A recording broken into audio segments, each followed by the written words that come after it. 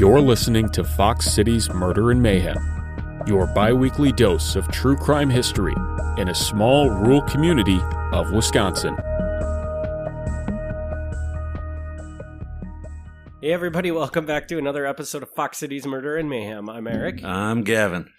And Gavin, before we get started today, we're going to do a couple updates. All right, you do some updates. I'm going to crack my beverage. What? Before you do, what's our beverage of choice today? Today I've got a Monster Energy drink, Ultra Rosa. It's a pink sugar-free Monster. Lots of caffeine. No, not making really. Making your heart jump out of your chest. No, it's not really. No, it's 150 milligrams of caffeine. That's not that much. So now take a drink of it. Yeah. And can we confirm, is this better than the Amazon brand drink? I mean, yeah, it is. Because the Amazon brand drink was really bad. It's not that good. But these pink monsters, I like these quite a bit, actually. So for these updates, I apologize to everybody, but because of the way we record, it tends that we record something a really long time ago, and we don't really get feedback on it until much later for some reason. So, But the first update I have comes from a listener, and this goes back to the Fox City's Murder and Mayhem episode that took place in the UP, the episode that was never supposed to exist on this podcast. So in that episode, I had mentioned that you talked about, what was it called? Do you remember the punch syndrome or whatever that was called? Being punch drunk and... Yeah, okay, wait, it is punch drunk? That's what they call it? Yeah, but now it's called CTE. Yeah. So I had mentioned that Junior Seau, who for anybody that doesn't know was like a football player, had died from this, and I was pretty much accurate, but slightly inaccurate. And so I want to clarify for anybody that thought we were crazy. Junior Seau did not actually die from the condition. Junior Seau shot himself in the chest, which is a very different way to die. Yes, but there is strong evidence to suggest that the reason he shot himself was because of this condition that he was suffering from. Mm-hmm. So that clarification. And then we also have a listener who I am not nearly qualified enough to say what her job description is, but she's some sort of psychologist type person, works with these types of people. And she was listening to the episode Erwin Hayden, which me and Gavin before this tried to figure out exactly which episode that was. We don't really remember the details of it, but it is about a guy in Appleton who has blackouts and ends up inevitably killing his wife. And she has a little diagnosis of what she thinks Erwin Hayden was suffering from. And because I am not qualified to make any analysis of this, I am just going to read exactly what she told me, so that I'm not screwing anything up. Yeah. We're just going to put this on her. Neither of us are qualified. We have no idea if this is accurate, but this is what she says. The guy who has had spells or episodes where he would stare off into space for days at a time, he likely had bipolar disorder, and he was experiencing catatonia. Okay. Catatonia is when the brain basically has no mood chemicals. Had no mood chemicals, and you go into an almost like zombie-like coma state. When a catatonic brain goes quickly from catatonic to manic, a sudden surge in mood chemicals, that's when dangerous things can happen. And especially because he was reading a book about the murder of a wife, he may have been experiencing psychosis around murder, and that was probably what triggered his thought of murdering his wife. But because he was psychotic, he couldn't differentiate what was real from what wasn't real. This kind of severe bipolar is very rare, and he should have been found guilty by insanity. So, okay. Which apparently he must not have been. Yeah, this is. we probably should have gone back and checked the tape on that one, just to make sure we got everything right. But she sent me this message right after she listened to the episode. So even though we don't remember the episode, she probably was. No, I have confidence in her. I just. It'd be better for us if we knew exactly what the reference was. Yes. But no, that's. I mean. I know the person who sent the message. Yes. And I know that they are qualified. They've got all their degrees and all that. So I'm not gonna disagree with any of that. Like, that's clearly a well thought out expert analysis. I guess my only thing I would say in response to that is just, it's always so hard to try to do this so many years after the fact. Mm-hmm. So I'm not saying it's wrong, but I'm just saying, like, when we're just basically dealing with bits and pieces from decades ago and they're trying to explain it in their own way, it may not necessarily be accurate to how we would describe things today. So I would throw that out as a caveat, but it sounds like a good analysis to me. I think that's certainly a good possibility. Yeah, it seems like it definitely could be exactly what happened, but at the same time, there's so much that we don't know. There might have been something going on in his life that just kind of caused him to snap or something, completely unrelated to any sort of mental condition. Yeah, I don't know. Because we know so little, it is what it is. But I like that. I appreciate that we have an expert. That we now have a psychologist that can give us analysis on what people might be suffering from. That's pretty sweet. So, all right. So with all the updates done, what do you got for us today? Well, today I've got our very special episode. We've got the listeners submitted episode. That's right. I completely forgot about this. So let me tell you, what I was going to do is I was going to take the listener submitted episode, make some modifications to it, and put it more in like the format that I would normally do. I didn't do that. And the reason I didn't do that is because this is expertly written. Mm-hmm. And I want the person to know, like, I'm sorry that I'm like reading this pretty much word for word, like, because this is your content, and I hope that I mean, I was given permission, but that I didn't really mess with it at all because it's so good. Yeah. It's so well written.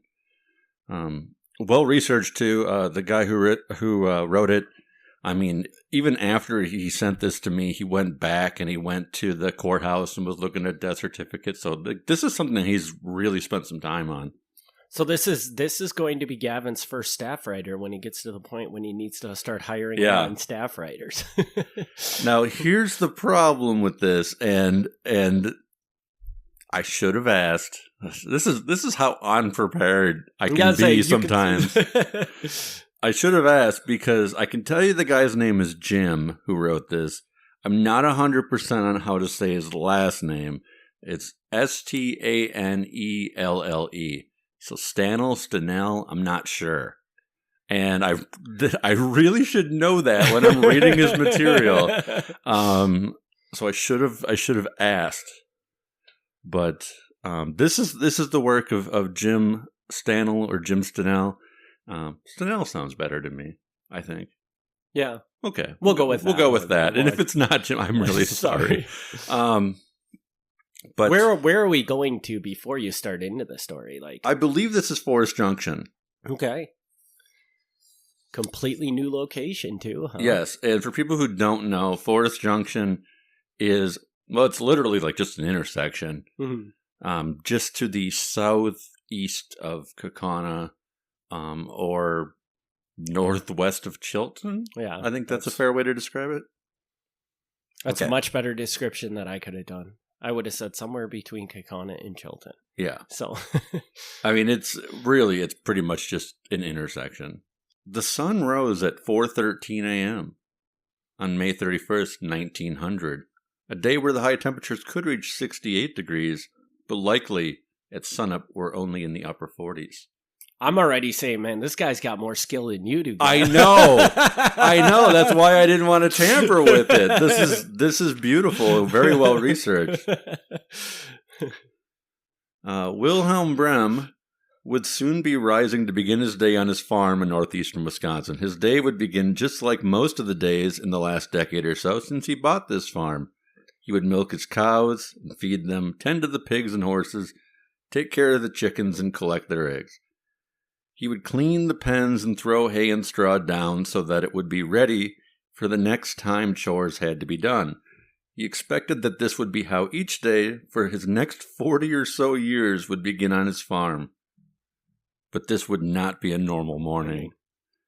This is good. Building the suspense up? Wow. Yeah, this is good. Today he had plans.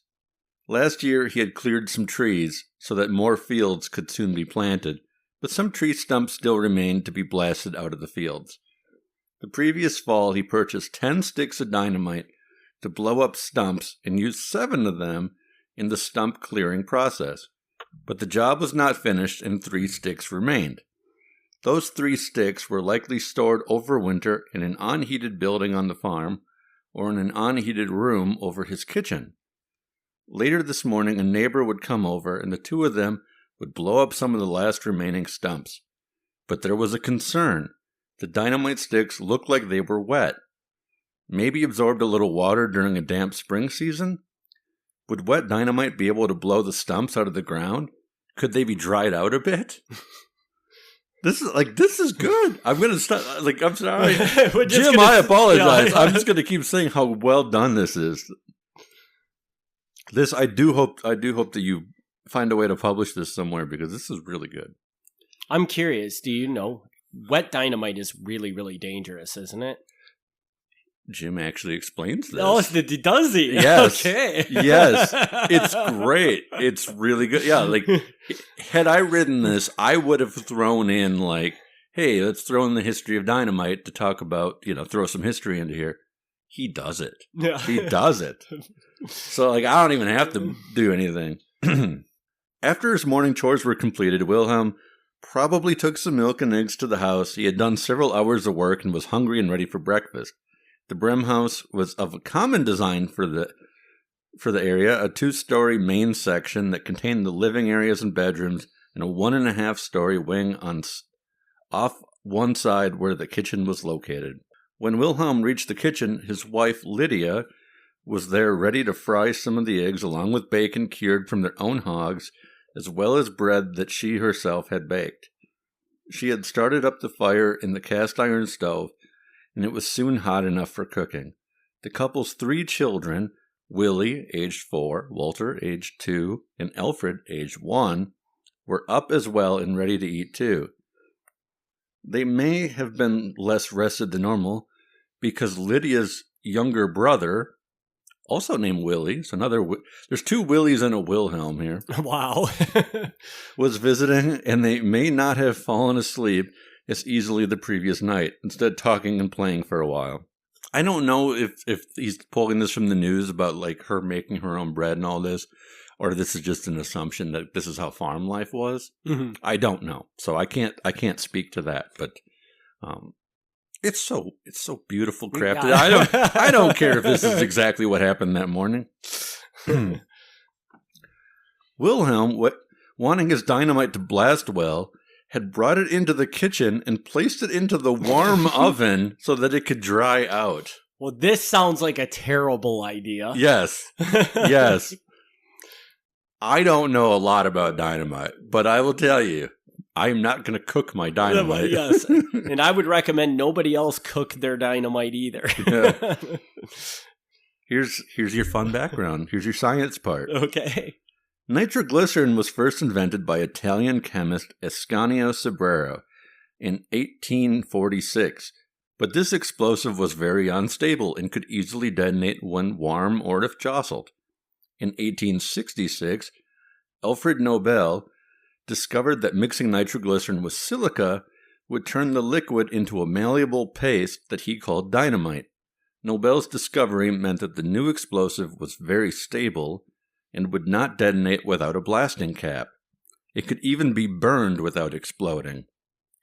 Except, if dynamite was exposed to freezing temperatures, the nitroglycerin would separate from the silica paste and would once again become unstable. If this happened, the dynamite sticks would appear to be wet. Oh, okay. Okay, did you follow that? Yeah. Okay.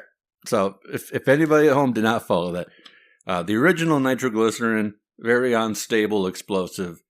Alfred Nobel, the guy who the Nobel Prize is named for, he modifies it. He puts in another chemical to make it stable. And the fact that it won't actually blow up without a blasting cap. So it's actually a very safe material. But if this stuff freezes, that extra chemical separates and it goes back to the unstable form. Version. Yeah. So if you've been paying attention, this dynamite has been stored over the winter and has been frozen. Yes, very much so. So not what you're supposed to do. Gottlieb Stenell lived just across the road and 100 yards to the east of the Brem farm. His morning likely started in a similar manner as Wilhelm's, rising early, doing the chores, and now back in the house for breakfast. But he had been doing this for the past 35 years since he purchased the farm in 1865, and now he had grown sons to help. It was about 8 a.m. when a blast shook his house and made a sound louder than any he most likely had ever heard. Rushing outside, he looked to the southwest and saw the Brem house, smoke rising and walls blown out on the kitchen wing. He rushed over to the severely damaged house. Along with another neighbor, Charles Jansch, they went inside where the kitchen had been. It was totally demolished. Walls were gone, furnishings unrecognizable, and the cook stove diminished to bits of high-speed metal shrapnel. They could see the bodies of the Brem family members mortally wounded by the projectiles. 4 of the people were already dead, but Lydia and one child were still alive. But they did not live long. Oh, man. Yeah. Gottlieb's grown son Art lived a bit further east, and one of his sons was going to help Wilhelm blow stumps that day. He had just started walking to Wilhelm's place from his home further east down the road when the blast occurred, and he arrived shortly after his grandfather got there. It would be logical to assume that he was happy that he had not left 10 minutes sooner. Yes? Yeah, very much so, right? Yep. Glad I didn't arrive early for stump blasting day. Oh. Albert Jansch, Charles' son, one of the guys who showed up, rode his bicycle 8 miles to the Staven family home to inform the family, and he and August Staven, who was Lydia, the mother who had blown up's brother, then had to ride to De Pere to find Lydia's father, August, who had traveled to the mill there. Other neighbors and family members either heard the blast or were told of it, and many soon arrived out of curiosity or concern. Within a few hours, Lydia and Willie's family arrived as well. On June 2nd, so when did we start here? Okay, May 31st, so June 2nd, 2 days later, a procession of 5 hearses moved from the church in Forest Junction, past the demolished Brem home, and half-mile more to the west to the cemetery, where the family was buried together in a mass grave dug by 10 men, and now marked by the tallest marker at Forest Home Cemetery. The body of Willie Staven was taken for burial in the Staven family plot in Greenleaf. The June 1st, 1900 copy of the San Francisco Call newspaper showed front-page news of the Boer War in South Africa and the Chinese Boxer Rebellion. But on the 10th page of that paper, toward the bottom, was a short 12 or so line article about a home dynamite blast in Wisconsin that killed 6 members of one family. The Indianapolis Journal from the same day carried a similar story. The point here being just that this was in newspapers across the country. Which is weird, right? You would think. It's kind of unusual. Yeah. It does happen where just random news stories appear in newspapers around the country, but definitely this one was one that stood out. Yeah. Just because it's not, I mean, I guess I hate not to downplay it or anything, but it's very unglamorous because there's not like a big subplot, controversy about what happened here. When somebody did something, made a mistake, we'll go with, and cooked his dynamite and caused the death of everybody. Yeah, so. Yeah, don't do that. Yeah. Wilhelm's brother August had a farm just across the road to the east of the cemetery. The main, less damaged section of Wilhelm's house was later moved to that farm and another new kitchen wing added. The house remains there to this day. So that's interesting. Like half the house blew off. The other half was picked up and moved and rebuilt. So if you want to see the other half of the house, it still exists. Still there. Some 40 years later, Bert Stenell, and here it says my father, meaning Jim, the writer's father, acquired the farm where the explosion occurred, and he built a house on the spot where that older home stood. I grew up in the house. Whenever we couldn't find something where it should have been, or when anything unexplained happened, we would blame the Brem ghosts. Could it be that it really was them? So, I want to say it one more time. Jim is an amazing writer. Like this is a great story. I don't know where you would get this sort of story published, but I hope that he pursues that, because this is definitely something that it barely even would require editing. This is just really strong beginning to end. And I think it's one of my first questions was going to be at the end of this podcast was, do you have no? I mean, how did he get turned on to this story? But it appears that it's answered itself. Yeah, so every question I've had, this guy was managed to write it into the story. Yeah, he knew what you wanted. But yeah, the reveal is at the end where you find out that.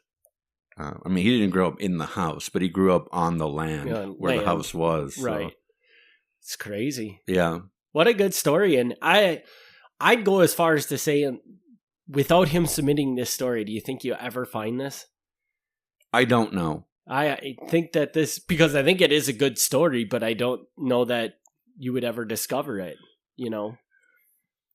I mean, but it had to have been in Appleton and Kaukauna papers. So. It was in the Kaukauna papers. So you did find something in the Kaukauna paper. Yeah, I did pull some stuff from the Kaukauna papers, but it didn't really add anything.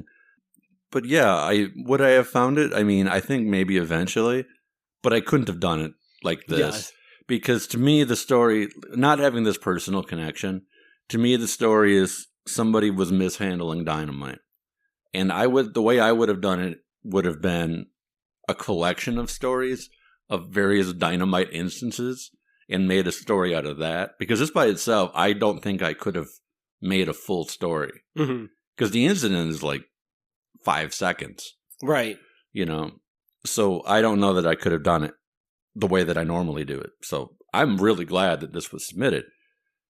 Yeah, I would have been like, let's just do like a half dozen unrelated dynamite stories. Just stories of people who don't use dynamite correctly, which it's a common thing. Like, you don't hear it anymore. I don't know if it's much harder to get dynamite than it used to be, but it used to not be uncommon for people to have dynamite accidents. Mm-hmm.